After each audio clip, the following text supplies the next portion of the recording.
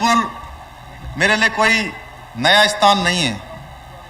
मैं बचपन से जसपुर आता रहा हूं और जसपुर के बारे में और जसपुर वाले मेरे बारे में सब लोग एक दूसरे को हम भली भांति जानते हैं। और मैं भी यहाँ पर, चूंकि जसपुर हमारे उत्तराखंड का द्वार है, जब भी हम उत्तराखंड की तरफ आते हैं या उत्तराखंड से जाते हैं तो यहीं से हमारा उत्तर प्रदेश का द्वार शुरू होता है और जब वापस आते हैं तो उत्तराखंड का द्वार शुरू होता है। इसलिए जसपुर की ये भूमि बड़ी ऐतिहासिक भूमि है, ऐतिहासिक भूमि है। मैं इस ऐतिहासिक भूमि को नमन करता हूं आप सभी को। चूंकि बड़ी सारी मांगें यहाँ पर हमारे सिंघल जी ने भी रखी हैं, विधायक जी ने भी कुछ बातें बोली हैं, तो मैं आपसे कहना चाहता हूं कि अभी जैसे हमने किसानों के विषय में बहुत सारी चीज़ें मैं कहना चाहता हूं। ये जसपुर हमारा किसान बाहुल्य क्षेत्र भी है, हमारा औद्योगिक नगरी भी है, आसपास के बहुत सारे रोजगार के चीज़ें यहाँ से जुड़ी हुई हैं। अभी हमने पिछले 4 साल से 5 साल से बंद पड़ी, कल ही एक बड़ा ऐतिहासिक काम हुआ है। जो हमारी शुगर मिल थी सितारगंज की, वो शुगर मिल हमने चलाने का निर्णय लिया था। मैंने मुख्य सेवक के रूप में 4 जुलाई 2021 को जब से काम करना शुरू किया तो मैंने ये संकल्प लिया था कि हम ये सितारगंज की शुगर मिल चलाएंगे। और मुझे बताते हुए खुशी हो रही कि कल सितारगंज की शुगर मिल चालू हो गई है। और कल का ऐतिहासिक दिन था। इस समय में जिस प्रकार से कोरोना महामारी की मार पड़ी है, वो केवल काम धंधों पर नहीं पड़ी है। छोटा काम करने वाला हो, बड़ा काम करने वाला हो, उद्योग चलाने वाला हो, हर कोई इससे प्रभावित हुआ है। और सरकार भी इससे प्रभावित हुए बिना नहीं रह सकती है। सरकार के भी बहुत सारे काम चल नहीं पाए हैं, उसके बावजूद भी हमने तय किया कि हम एक एक करके जितने भी मामले हैं, जितने लोगों की मांगे हैं, जितनी समस्याएं हैं, उन सब पर काम करेंगे। उसको ध्यान में रखते हुए लंबे समय से हमारे गन्ना मंत्री जी यहां बैठे हुए हैं। गन्ना मंत्री जी लगातार हमारे किसानों के लिए लगातार ये कहते रहते थे कि गन्ने का समर्थन मूल्य बढ़ना चाहिए, गन्ने का मूल्य घोषित होना चाहिए। हमने उत्तर प्रदेश का भी अध्ययन किया।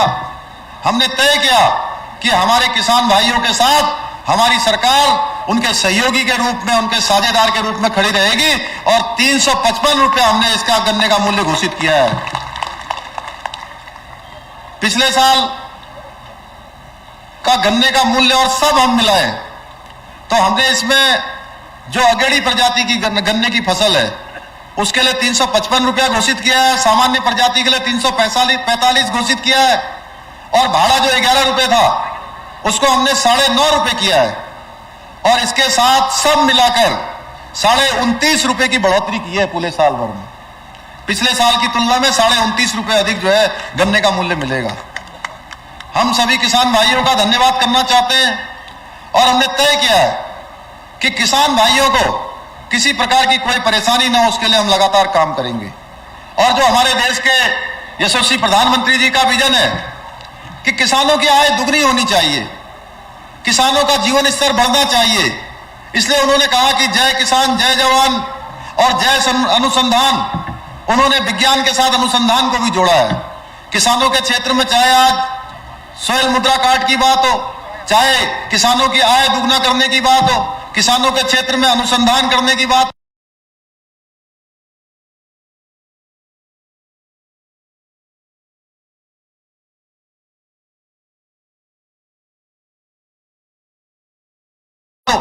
जिस प्रकार का उनका जुड़ाव है, जिस प्रकार का लगाव है, आप देख रहे होंगे हर क्षेत्र में काम हो रहा है।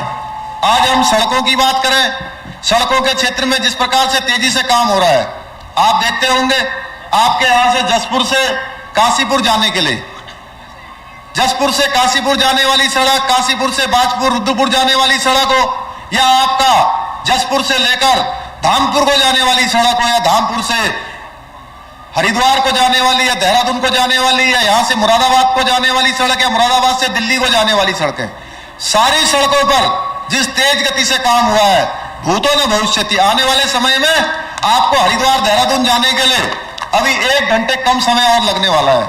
मैं आपको बताऊं कि जो आपकी जसपुर से अभी जो धामपुर को सड़क जाती है, आने वाले समय में आपको धामपुर भी नहीं जाना पड़ेगा। हरिद्वार जाने के लिए आपको सीधे अफजलगढ़ से सीधे नजीबाबाद के लिए सड़क निकलने वाली है, जिससे आपको 1 घंटे का समय कम होने वाला है। यह सड़क की योजना हमने स्वीकृत कर दी है, भारत सरकार ने इसको स्वीकृति कर दी है। माननीय प्रधानमंत्री जी जल्दी हमारे बीच में आने वाले हैं, और जब प्रधानमंत्री जी यहां आएंगे उस दिन इस योजना का वो शिलान्यास करने वाले हैं। इसी प्रकार से आपके क्षेत्र में, इस आसपास में कोई क्षेत्र हमारा स्वास्थ्य की दृष्टि से काफी पिछड़ गया था, कोई बड़ा केंद्र नहीं है। हमारा ऋषिकेश जाने में भी काफी समय लग जाता है, बरेली जाने में भी काफी समय लग जाता है, दिल्ली जाने के लिए भी अनेक संसाधनों की आवश्यकता होती है। इसलिए मैंने प्रधानमंत्री जी से अनुरोध किया कि आप हमको एक एम्स की अन्य शाखा खोलने का आप यहां पर स्वीकृति प्रदान कर दीजिए। मैं प्रधानमंत्री जी का धन्यवाद करना चाहता हूं आप सबकी तरफ से। एक बार मैं चाहूंगा सब लोग तालियां बजा के माननीय प्रधानमंत्री जी का एक बार यहां से धन्यवाद करें कि यहां पर एम्स की दूसरी शाखा उधम सिंह नगर में ही खोले जाने का निर्णय हो गया है। ऐसे बहुत सारे काम माननीय प्रधानमंत्री जी के नेतृत्व में हो रहे हैं। आज आयुष्मान भारत योजना, जिस योजना से अभी तक 3,50,000 से ज्यादा लोगों ने इस योजना का सीधे सीधे लाभ ले लिया है, सीधे सीधे इस योजना ने उनको सहायता करने का काम किया है। यह योजना आज हमारे प्रदेश के अंदर चल रही है और विश्व की सबसे बड़ी स्कीम है। हर किसी को 5 लाख रुपए का 1 साल के अंदर स्वास्थ्य के क्षेत्र में मैं कहूं तो बीमा देने का काम किसी ने किया है तो हमारे देश के प्रधानमंत्री भारत मां के लाल नरेंद्र भाई मोदी जी ने किया है। मैं अपने जिला प्रशासन के भी सभी अधिकारियों से कहना चाहूंगा कि जो आयुष्मान भारत योजना के जिनके कार्ड बने हुए हैं, जो भी अस्पताल इसके पैनल में उनके द्वारा किसी प्रकार की कोई कोताही हो तो उसको बिल्कुल किसी कीमत पर बर्दाश्त नहीं किया जाएगा। चाहे जो भी हो, उसमें हम कहेंगे कि सख्ती से आयुष्मान भारत योजना का अगर कोई व्यक्ति कार्ड लेकर किसी अस्पताल में जाता है तो उसको अस्पताल में इलाज मिलना चाहिए, क्योंकि हमारे देश के प्रधानमंत्री जी की महत्वाकांक्षी योजना है। इसके लिए मैंने लगातार बार बार विभिन्न मंचों से कहा है, इसके लिए अगर कोई भी उत्तरदायी होगा तो उसके खिलाफ हम कार्रवाई करेंगे। उत्तराखंड की सरकार ने पिछले 4 महीने के कालखंड में मैंने 500 से भी अधिक हमारी सरकार ने फैसले लिए हैं और विभिन्न क्षेत्रों में हमने फैसले लिए हैं। हमारी आंगनबाड़ी बहनें यहाँ पर मेरे को एक पत्र दे रही थी, धन्यवाद कर रही थी। आंगनबाड़ी बहनों का किया है, आशा बहनों का किया है। हमने सरकारी कर्मचारियों को गोल्डन कार्ड से जुड़ी हुई समस्याओं का समाधान किया है। हमारे त्रिस्तरीय पंचायत चुनाव में चाहे ग्राम प्रधान हो, क्षेत्र पंचायत के सदस्य हो, उप प्रधान हो, जिला पंचायत के सदस्य हो, सभी को हमने जो है सबका मानदेय बढ़ाने का काम हमारी सरकार ने किया है। उपनल के कर्मचारियों का मानदेय बढ़ाने का काम किया है। गन्ने के संबंध में हमारे कर्मचारियों की जो समस्या थी उसके हल के लिए लगातार यतीश्वरानंद जी काम कर रहे हैं। उत्तराखंड आंदोलनकारियों की पेंशन बढ़ाने का काम हमने किया है।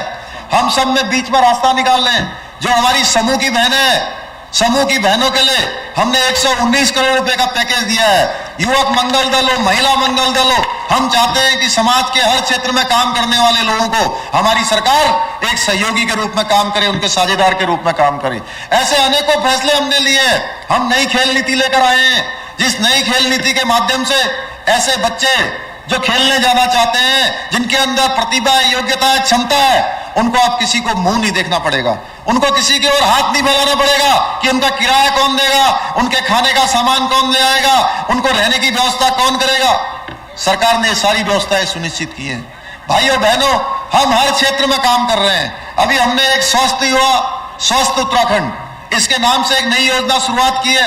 हमने जब इस योजना की घोषणा की थी तो हमसे हमारे जो बड़े बड़े नेता हैं, जो बड़ी बड़ी बातें करते हैं, अपने समय में जब रहे थे तब उनके द्वारा कोई काम नहीं किया गया, केवल घोषणाएं की गई। तो उनको लगा कि हम भी ऐसी घोषणा कर रहे हैं। मैंने जितनी घोषणाएं करी थी सबके शासनादेश निकल गए और डीबीटी के माध्यम से सबके खातों में पैसा आना शुरू हो गया है। चाहे आज हमने 4 धाम यात्रा में चलने वाले लोगों के लिए जो पर्यटन का पैकेज दिया है, चाहे हमने आजीविका मिशन के तहत काम करने वाली हमारी बहनों के लिए दिया है, आशा बहनों के लिए, आंगनबाड़ी बहनों के लिए, हमारे पुलिस के जवानों के लिए, हमारे राजस्व विभाग, चाहे हमारे ग्राम विकास विभाग, सारे विभागों में युवक मंगल दलों को, महिला मंगल दलों को, कोई क्षेत्र हमने नहीं छोड़ा है। जितना समय मुझे मिला है उतने समय में मैंने कोशिश करी है कि एक एक क्षण और एक एक पल केवल और केवल अपने उत्तराखंड के 1 करोड़ 25 लाख भाई बहनों के लिए लगाऊंगा। जितने मेरे शरीर में ताकत है, हमने कहा है एक पल और एक क्षण का भी हम जो है बर्बाद नहीं होने देंगे। प्रतिपल क्षण प्रतिपल हम लगातार फैसले ले रहे हैं। आज हमने कई फैसले ले, कल गन्ना किसानों के लिए लिया। आज हमने देवस्थानम बोर्ड, जिसके हमारे तीर्थ पुरोहित हक हकूकधारी पंडे रावल लगातार इस बात की मांग कर रहे थे, हमने उसको भी वापस लेने का निर्णय लिया है। हमारी सरकार लगातार आमजन की सुविधाओं के लिए काम कर रही है। सरलीकरण, समाधान और निस्तारण, 3 प्रकार की प्रक्रियाएं हमने एक कार्य मंत्र के रूप में उसको स्वीकार किया है। मोदी जी का मानना है कि उन्होंने हमारे सामने एक विजन रखा है 2025 का उत्तराखंड जो पूरे हिंदुस्तान का सबसे अग्रणी राज्य होगा, हर क्षेत्र में अग्रणी राज्य होगा, सबसे नंबर 1 का श्रेष्ठ राज्य होगा।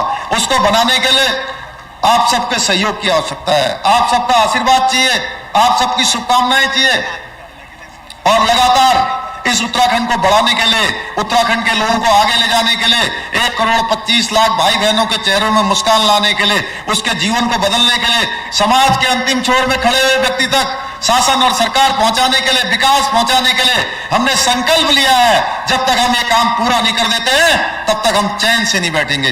मैं भाई और बहनों आपको विश्वास दिलाना चाहता हूं, सिंघल साहब ने हमारे बहुत सारी योजनाओं के बारे में पहले ही यहां पर कार्यक्रम किए हैं। मैं इन्होंने स्टेडियम के बारे में कहा है, निश्चित रूप से मैं मानता हूं जब हम नई खेल नीति लेकर आए हैं, यहां पर स्टेडियम बनना चाहिए, चाहे वो किसी भी जमीन पर बने, चाहे सिटकुल की जमीन हो, चाहे कोई अन्य जमीन हो, यहां पर स्टेडियम बनेगा। मैं इसकी घोषणा करता हूं।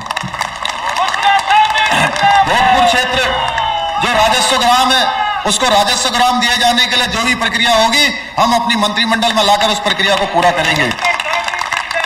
इसके साथ साथ मैं बहुत पहले से, चूंकि अटल बिहारी वाजपेयी जी के समय से इस प्रदेश के अंदर औद्योगिकरण का दौर शुरू हुआ था और औद्योगिकरण करने के लिए जिन लोगों का भी स्थान रहा है, हमने राजनीति से हटकर काम किया है। मैं ऐसे मंचों पर आता हूं तो कभी राजनीति की बात नहीं करता हूं, कभी हम राजनीति के नजरिए से विकास को नहीं देखते हैं। हमने नारायण दत्त तिवारी जी से सीखा सतत विकास और अनवरत विकास। अनवरत विकास चलना चाहिए, इसलिए सिटकुल बनते समय नारायण दत्त तिवारी जी यहाँ के मुख्यमंत्री थे, इसलिए हमने ये तय किया हमारी सरकार ने कि ये उत्तराखंड का जो पंतनगर का सिटकुल है वो नारायण दत्त तिवारी जी के नाम से जाना जाएगा। और यहाँ का भी जो नेपा का 1000 एकड़ भूमि पर जो सिटकुल बनाए जाने की बात है, हमारी सरकार प्रयास करेगी कि वहां पर सिटकुल की स्थापना हो, जिससे कि हमारे क्षेत्र को यहाँ पर राजस्व भी मिले, यहाँ के लोगों को रोजगार मिले, यहाँ के लोगों को व्यापार मिले, हमारे नौजवान भाइयों को काम करने के लिए जगह मिलनी चाहिए। हम इस क्षेत्र में लगातार इस क्षेत्र की एक एक समस्या से मैं भली भांति वाकिफ हूं, मुझे बताने की आवश्यकता नहीं है। मैं जानता हूं इस क्षेत्र में कितने प्रकार की समस्या है। चूंकि आज समय की मर्यादा है, बहुत सारे कार्यक्रम लगे हुए हैं, मैं आप सबका अपार स्नेह देखकर मैं अभिभूत हूं कि मेरी माताओं, बहनों ने, बड़े बुजुर्गों ने, नौजवानों ने जगह जगह पर